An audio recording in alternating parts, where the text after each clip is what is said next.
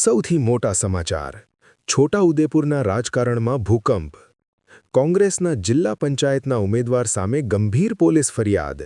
સંગીન આરોપ અપહરણ વારંવાર દુષ્કર્મ મારઝૂડ અને જાનથી મારી નાખવાની ધમકી છોટાઉદેપુર જિલ્લાના રાજકારણમાંથી અત્યારના સૌથી મોટા અને ખળભળાટ મચાવનારા સમાચાર સામે આવી રહ્યા છે ચૂંટણીના ધમધમાટ વચ્ચે કોંગ્રેસ પાર્ટી માટે અત્યંત ચોંકાવનારી સ્થિતિ ઊભી થઈ છે મોટી આમરોલ જિલ્લા પંચાયત બેઠકના કોંગ્રેસના ઉમેદવાર કાજલ રાઠવા અપહરણ અને દુષ્કર્મ જેવા અત્યંત સંગીન ગુનામાં ભાગીદાર થયા હોવાની છોટાઉદેપુર પોલીસ મથકમાં ફરિયાદ નોંધાઈ છે આ સમાચારથી સમગ્ર પંથકમાં સન્નાટો છવાઈ ગયો છે છોટાઉદેપુર જિલ્લા પંચાયતની ચૂંટણી પહેલા કોંગ્રેસ છાવણીમાં મોટો બ્લાસ્ટ થયો છે મોટી આમરોલ બેઠક પરથી ચૂંટણી લડી રહેલા કોંગ્રેસના ઉમેદવાર કાજલ રાઠવા કાયદાની ગંભીર ચુંગાલમાં ફસાયા છે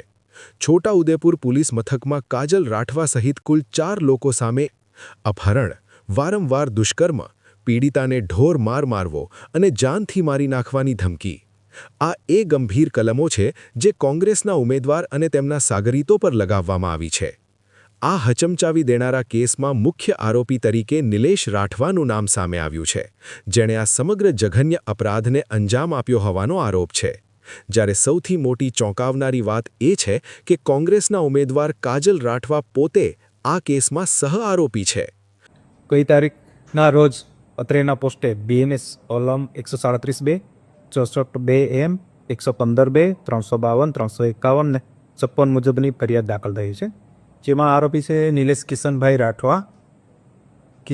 રાઠવા શારદાબેન રાઠવા તેમજ કાજલ દશરથભાઈ રાઠવા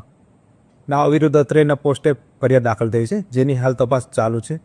જેના હાલ પ્રાથમિક તપાસમાં આરોપીઓની તપાસ તેમજ ફરિયાદી તેમજ સાહેદોની તપાસ હાલ ચાલુ છે ફરિયાદમાં છે જે મુખ્ય આરોપી છે નિલેશ કિશનભાઈ રાઠવા જેઓ આ ગામના ફરિયાદીનું અપહરણ કરીને વારંવાર દુષ્કર્મ ગુજારેલું છે એ બીજા જે સહઆરોપી છે જેમાં કિશન રાઠવા શારદા રાઠવા જેઓએ ધાક ધમકી આપી છે ફરિયાદીને તેમજ જે ચોથા આરોપી છે કાજલભાઈ દશરથભાઈ રાઠવા તેઓએ ફરિયાદીના પિતા સાથે